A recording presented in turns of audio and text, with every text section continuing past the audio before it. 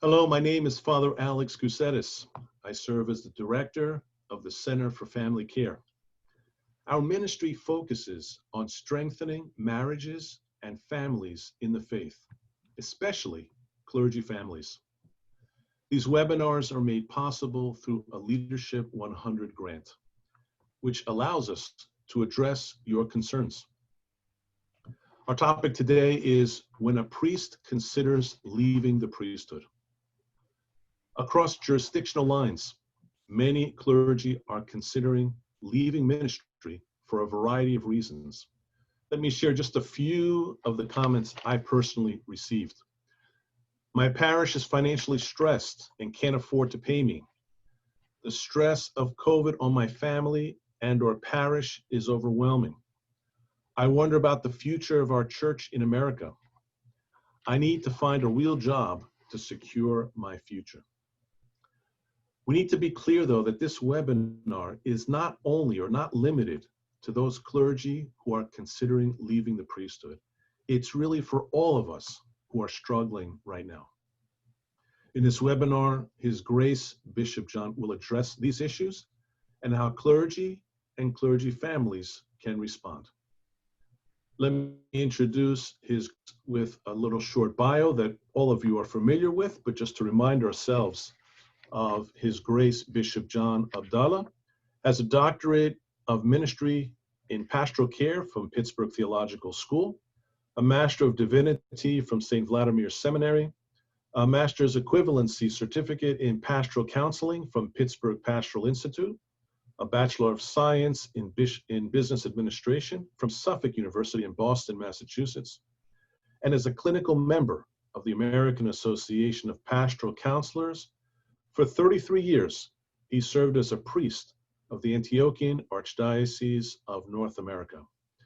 In December 2011, Bishop John was consecrated auxiliary of the Diocese of Worcester and New England. He was married to Joanne Josephs until her repose in 2008. He is the father of Gregory, Joseph, and Maria. Welcome, Your Grace. It's a real joy to be with you and with all of the participants on your webinar as well. This has been just an amazing year for a variety of reasons, primarily the impact of COVID-19, but also the social unrest and the very divisive political discourse. Every aspect of our daily lives has been affected. And most clergy families are trying to balance everything, the same issues as everyone else, but of course, with the added responsibility of ministering to people in crisis. So, Your Grace, among your many contacts around the country, what are you hearing from clergy and clergy families? Everybody's stressed and everybody's tired. You know, the energies that we are given by God to do our work and to care for our families are being depleted by expectations, reasonable and unreasonable, by changes in all of the ways that we have to do things now, wearing masks, and it really feels like the gospel image of the ox is you know, we're laying on the ox too much things that are making it difficult for us to pull the plow and do the work that God and the church has sent us to the parishes and to our diocese to do. So mostly what I'm hearing is clergy exhaustion. Everything is more difficult than it used to be. And it's not just COVID that I think is causing this. Doing ministry today is so very different and so much more difficult than it has been in recent centuries. The world has changed, and people even those who are in the pews don't believe just because the church teaches. They don't even bother to learn the scriptures or learn what the faith is. And to minister to people who don't know what they need or don't know how to ask for it or don't even want what we were trained to bring them is certainly a daunting and an exhausting task. So what I would like to share with you today is just my personal experience of life. I'm not speaking for the Assembly of Bishops. I'm not speaking for my archdiocese. I'm just speaking as a priest, now 42 years, just seeing how the world is evolving. Now, I was blessed to be at St. Vladimir Seminary with Father Alexander Schmemann, who had an idea of what the world was going to look like today. And although he didn't write it down, he certainly shared it with his students. And you'll see why he didn't write it down, because what he had to say was really quite provocative, much more provocative than all of the stuff that he did write down, you know. But in 1976, Schmemann imagined that by the year 2000, secular society would be so egocentric and that really that God would be totally replaced by a desire for pleasure.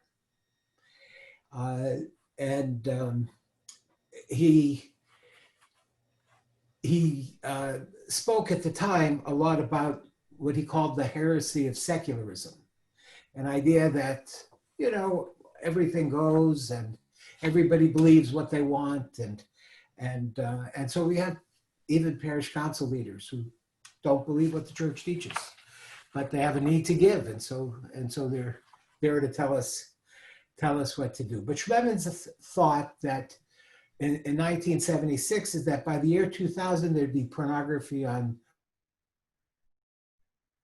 regular television, because it would be all about people looking for pleasure. He said that it'll be difficult to tell by the way people dress who's a boy or who's a girl.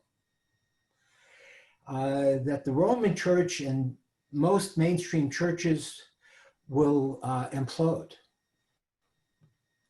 and that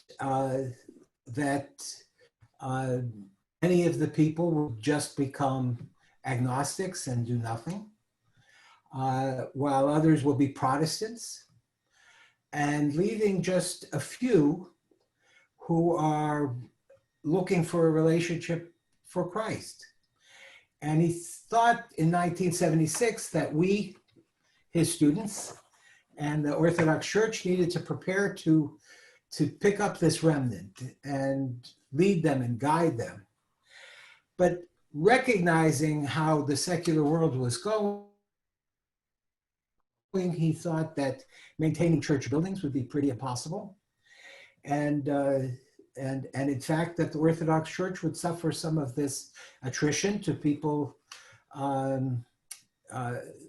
being post-Christian. That's a modern word, but what he described was just not knowing the faith and being committed, and that we would be left with priests, many priests, in home communities, little churches, where the pastors needed to support themselves, but where a remnant of Christians would gather and be the church and pray for the world and work together.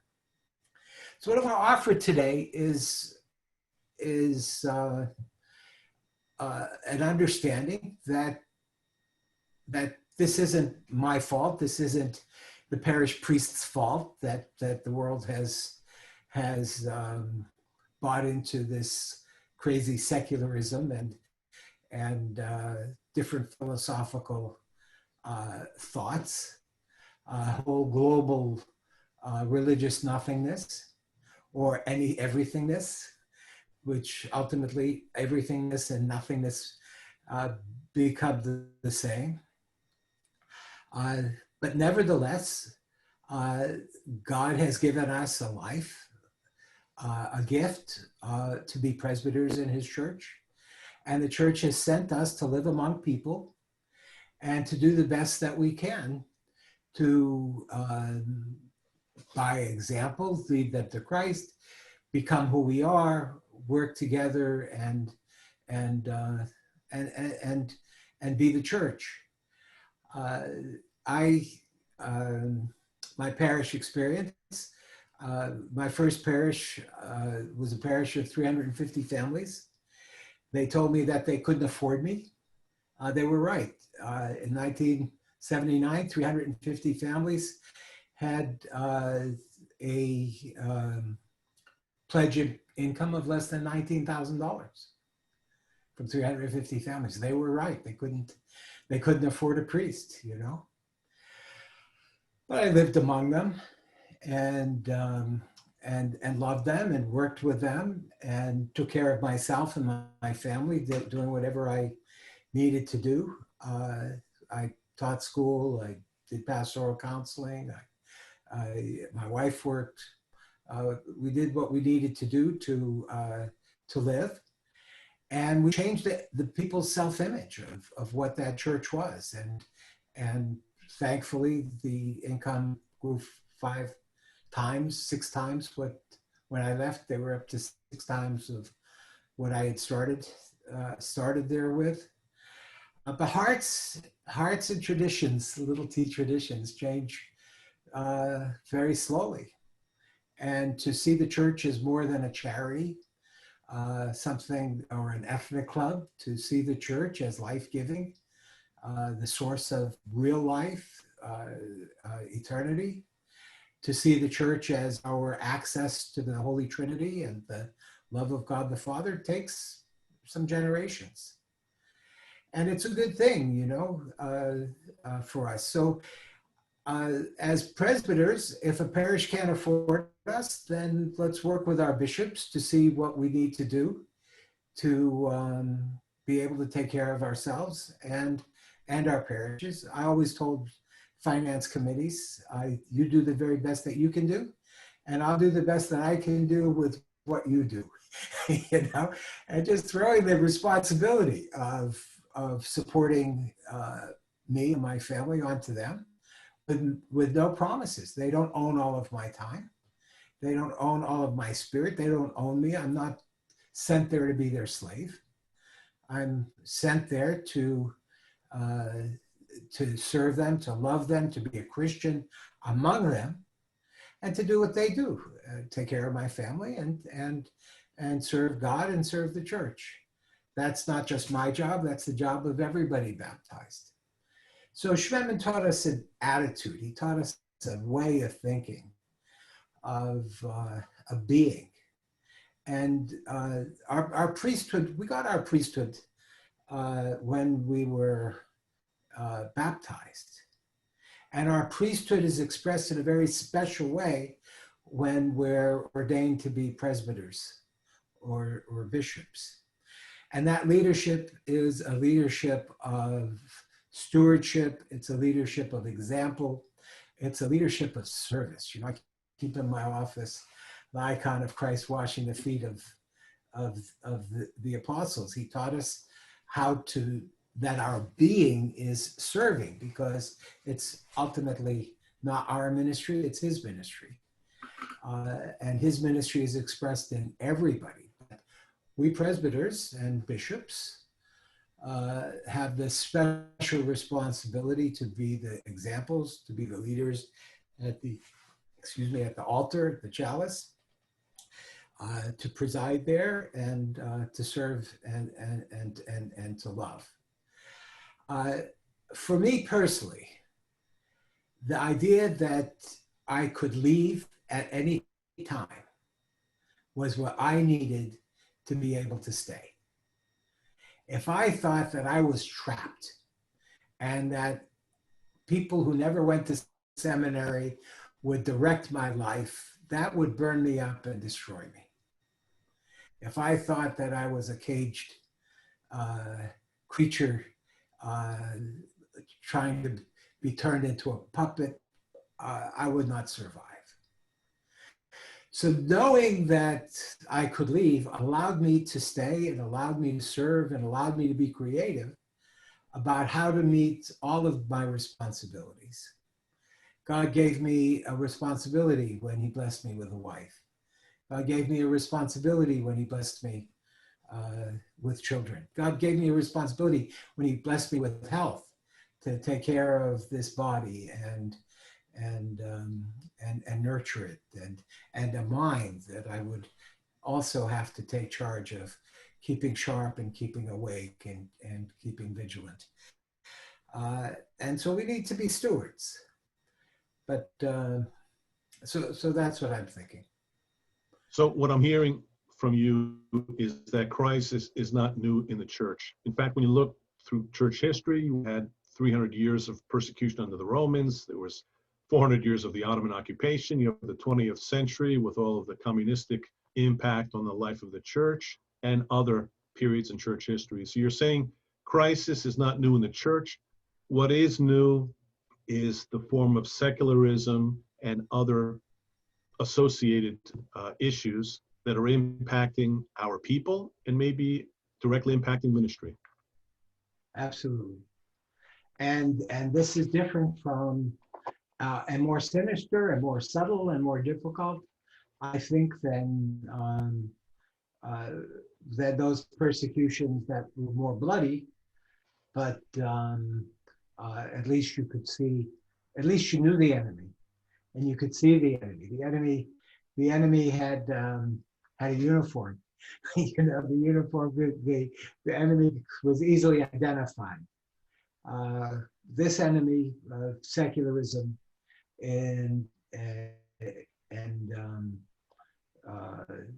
yeah, it's less able to, where it's more difficult to identify and therefore more sinister. So let's address the more serious issues, and then we can move towards a broader perspective. For those who are watching who are seriously considering leaving the priesthood, what would you suggest the discernment process looks like? The discernment, we need to discern whether or not we're feeling burnt out and exhausted.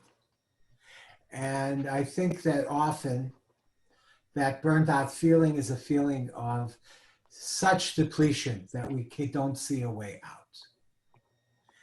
And so the bad news is that burnout is a very real and serious problem.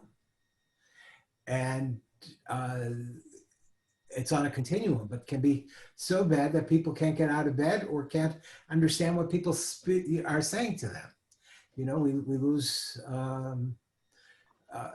all of the symptoms of major depression and post-traumatic stress disorder. Burnout looks serious, like those things. It's really ugly feelings. The good news is we have each other. And that by taking care of ourselves, by self-care, by resistance exercise, by calling on our friends and having them pray with us and be with us and normalize our situation because they're suffering from the same things. By recognizing that we're not as stuck as we think that we are. By identifying those things that are that regenerate us, that give us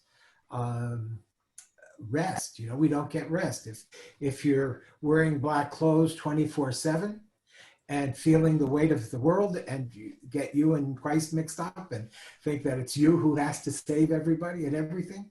You're going to be absolutely exhausted. So that we take time every day to take care of ourselves, to do nice things for ourselves, for being kind, and for using some self-talk.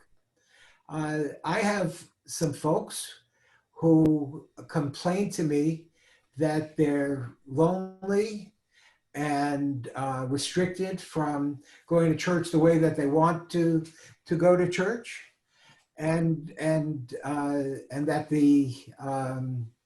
they restrict themselves from going to church, and that the church isn't more open and available to them. So at the same time, they're coming from both sides.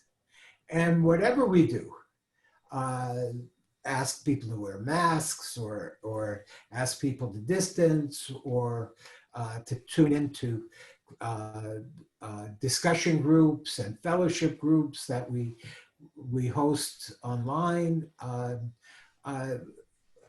they're upset. You know, if we internalize that upset, we're going to make ourselves sick. So by asking ourselves, what's reasonable, what's holy, what's right, and just doing the best that we can, and being as kind to us as we would be to a brother priest. If we could be as kind to ourselves as we are to especially a younger priest who comes to us, our lives would change. We would do much better. If we need to do a hobby, if we need to do resistance exercise, especially, is something that helps. You never know it from the size of me, but I go to the gym almost every day, and it's essential for my mental health. And when the gym was closed, it was really very difficult for me, but now I go with a mask and social distance, and it's a hassle, and I have lots of reasons not to go, but by going, it helps a lot. By keeping in contact with peers, with mentors, with proteges, by the telephone. We need all three of those relationships all the time to be balanced and healthy. Christians need all three of those relationships, because it's who we are. We're not spectators. We're people who are participating in God's work. So we need mentors, and we need peers, and we need people that we serve.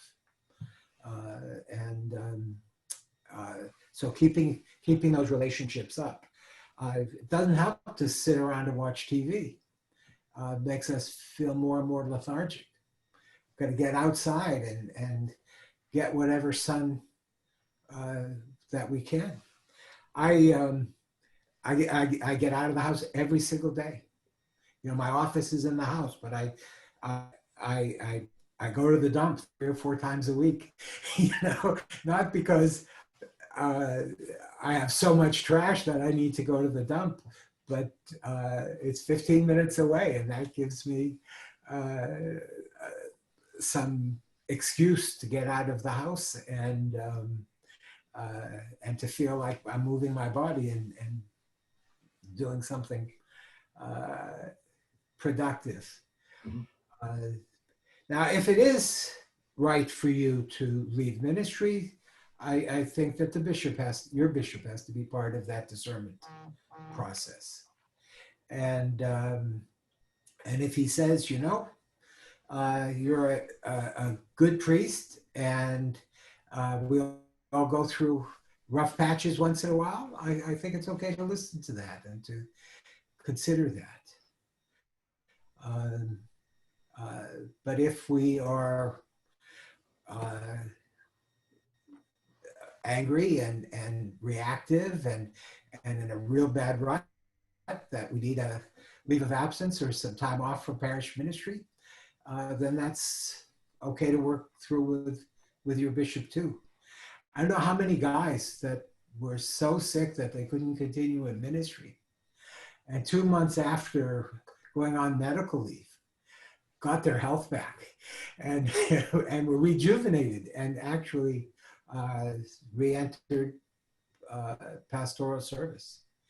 And so I think it's okay to be open to that possibility as well. But we need to be serious about self-care. And we need to be serious about health science. And our attitude destroys our immune system. Our attitude wrecks our health because a bad attitude fills us up with adrenaline and prevents our digestion and it exhausts our neurological system and knocks out our immune system. So, I mean, this is just something that we know. Greek philosophers have known that from before Christ, you know. It's our interpretation, not the events that change our lives and that exhaust us and get us in trouble. Just a reminder to our listeners to please post your questions in the Q&A box throughout the course of this webinar, that I can forward them to His Grace. So, Your Grace, you're highlighting self-care and adaptability. Yes. I remember in another setting, you gave a message about, especially for clergy, about block scheduling. I'm wondering if you could highlight that for our clergy and clergy families today to hear about block scheduling, so that it can move towards a more balanced perspective of family and ministry? Sure. So I think that the key to this is quantifying our time so that we can be deliberate about how we budget our time. Not only is our money finite, so that we have to budget it, but our energy and our time are finite. They're not infinite. So we need to budget our energy and our time. We can be so busy and active that we come home exhausted and we're worthless to our spouses and worthless to our children. That's a bad example to the parish, and it's a lousy example to our kids to see what the church is all about. So we all work more efficiently when we plan for things. And if we make it a morning or an afternoon to regularly do things like shut-in visits, I think we'll end up doing more visits than if we don't. If we're going to have counseling appointments when we make the schedule, offer not just a beginning time, but an ending time, so that we can give ourselves 10 minutes and have another appointment. So in 4 hours, we can have either 4 appointments or 1 appointment, you see? And so we can go to the church office to have appointments 1 morning or 4 mornings. And be just as productive. When I was blessing homes, I was blessed to be in a parish that I had 200 houses in the same zip code. So in the month of January, I did 240 house visits, plus 240 homes in a month. But I could park the car and do 3 homes without having coffee at each one. And sometimes all 3 families would get together and we would pray in one house all together and then bless all 3 houses, and everybody made it a social activity, and we had more efficient activities. Most people work 9 to 5, which is a morning and an afternoon, 5 or 6 days a week. So that makes 12 units.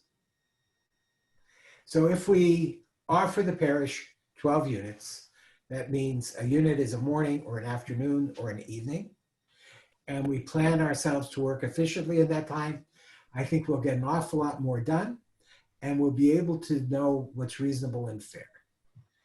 And there are 21 units in a week. And if we give the parish 12, that means we have 9 for ourselves and our family. time for our prayer and study, and time for our family. And if we need more income, time for that as well. Okay. Here are a few more questions that are coming in, Your Grace. What tips would you suggest for how we can effectively serve Christians who seem to be acting more like consumers in the church?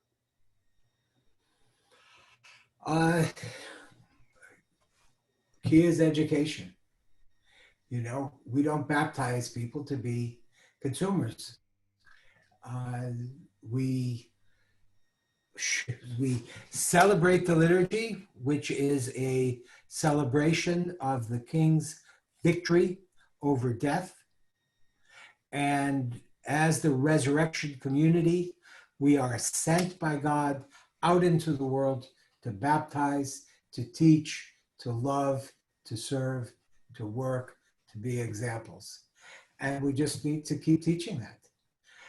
What it means to be Christian is to share Christ with the world. It's not to be entertained by the priest and the choir. It's the opposite. So if we say it 50,000 different ways and 50,000 opportunities, it'll get through to some. And we have to be at peace that we can't control the outcome. Yes. Yeah. But we can take responsibility for our own responses. Great. And for another question, which I think relates back to the block scheduling that you had highlighted, Your Grace. We read about the great ministries of priest saints, such as St. John of Kronstadt, St. John Maximovich, St. John of Damascus, St. Raphael of Brooklyn. Some of us may feel we're failing if we don't strive with a similar kind of self-crucifying zeal. How can we, with our limitations and weaknesses, learn the difference between, quote, just enough and, quote, too much?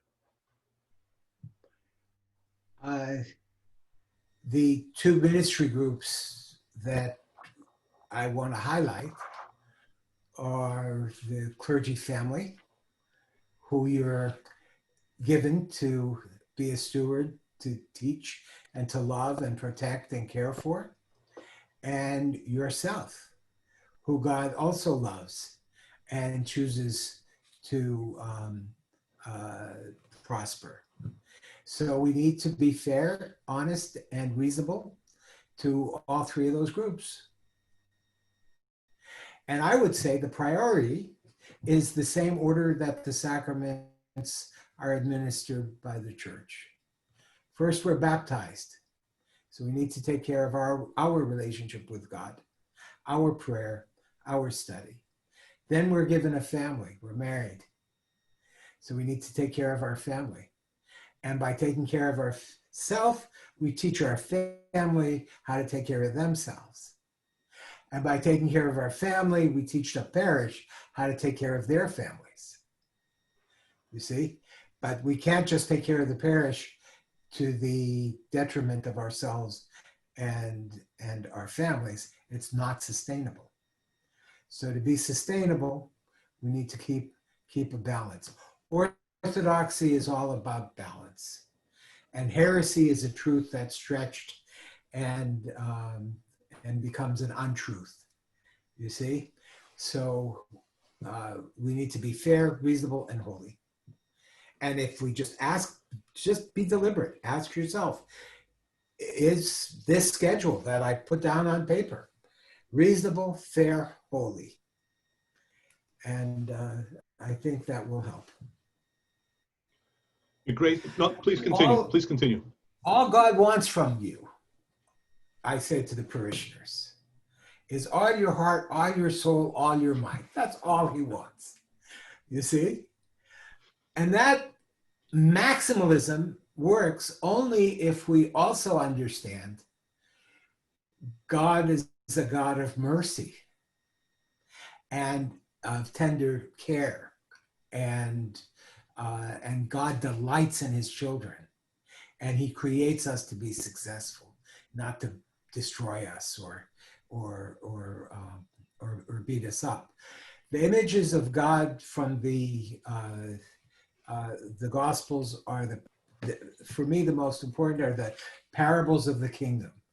This is who Christ says the Father is. Christ, who alone is the perfect image of the Father. And he's the Father who throws off his pride and runs after the prodigal son. He's the woman who searches all day for the lost coin. He's the shepherd who leaves the 100 sheep for the one sheep that is lost, and he trains that sheep, and he brings that sheep home. He's the one who puts the objects, the objects of his love, even before himself, in a willingness to die for us. That's the kind of God we have. That's not a God ready to beat us up for not getting 104%. You know? Right. So, Your Grace, I have a series of questions. I'll try to combine them and try to get the gist of these questions. It refers back to your opening comments about the home church or bivocational churches and parishes and so forth, and priests. The questions seem to be, isn't that in a way kind of giving up in the sense that if you're part-time or you're dealing with a smaller home church, that inevitably it will dwindle down? I'm probably not conveying it very well, but can you make a distinction between full-time and part-time and how this transition looks like today in our setting, in our world? I think we're a priest all the time. And we need to live among our people and teach them and guide them. If I took on a class that met for 30 hours a semester, I discovered that I don't do any more parish work when the class is not meeting or when the class is in session. Actually, I found that I got more parish work done when I was busy because I couldn't afford to put things off. And so we need to balance our time and our energy and get things done. If the parish community honestly can't afford me, then I will do my share to help the community have me as their priest. I don't think that's a cop-out, and I definitely don't think that that's detrimental to a parish. But usually if a parish is too small to support a priest full-time, the choice is to have no priest and to have no parish. And that's not very effective ministry either. Another question, Your Grace. What if a priest does not feel he can confide with his bishop on this sensitive issue? Any advice? The church doesn't just give us bishops. The church gives us father confessors. The church gives us saints. The church gives us mentors that we choose. I don't know. There are over 1,000 Orthodox priests in America. Can we find one mentor? Can we find one worthy man to trust among 1,000 ordained? I'm sorry, but let's not make a cop-out. Let's do the work of developing mentor relationships. And it takes work. And it takes guts. It takes a lot of personal character to be honest with ourselves and honest with another priest. If I can put in a plug also for the Center for Family Care, we've been involved in training facilitators for clergy peer learning groups. These are small groups of 6 clergy and a trained facilitator who meet usually quarterly for a day. And it's an opportunity not only for continuing education, but for pastoral refinement, developing your pastoral identity, and mutual support. And I think the more of these groups we're able to develop, hopefully it overcomes some of the isolation that we feel that we've been discussing today. I know the OCA is also actively involved in this ministry as well. So we do want to continue to promote and put that out there so that we can continue to develop these kinds of programs to support priests and presbyteros, similar groups for the presbyteros. Yeah, we need to do the work. Another question here. Please address donations the clergy family makes to the parish. Should the clergy family be amongst the primary donors to the church, donating more than 95% of the parishioners? Is it just keeping the boat afloat artificially? Yeah. I don't think that there's a one size fits all. I always served parishes that took triple my tithe out before they compensated me at all. So, this whole idea of payment and compensation and all this stuff, I have very strong feelings about it. The parishes can't pay us for what we do. They can't compensate us for what we do. They can't buy communion. We can't sell communion. We can't sell love. If we sell love, people will call us very bad names. People who sell love are not people who are respected. So we don't get paid for loving people. We live among people, and the church supports us the best they can so that we can be with them as an example full time. And that's very, very important to the way that I think and understand myself. There's no parish that could afford me. If I am available to parish 24/7 and at my educational level and worth probably $200 an hour, no parish can afford me. So that's kind of a joke to think that they can pay me. But they can give me money so that I can live among them. And they do the best they can, and I'll do the best I can, and we go forward. If you think that being an example will get people to contribute, that's not been my experience in the parishes that I've served, but then I think you could justify that. But every time a parish council didn't give me a cost of living increase, I gave myself that cost of living increase. Your Grace, you offer a unique perspective on this issue because you've been a parish priest, you've been a married priest, and now you serve as a hierarch. So we greatly appreciate your perspective and wisdom. Any final thoughts to clergy, distressed clergy, again, those considering leaving the priesthood, or to the presbyteros who might be listening in as well? I would say that the number one person that you need to convince of your value and what the Holy Spirit can do in you is you. And you have to be kind to you, and you have to respect Christ's priesthood in you, and you have to offer up prayers of thanksgiving for that in order to actualize it and find God's peace.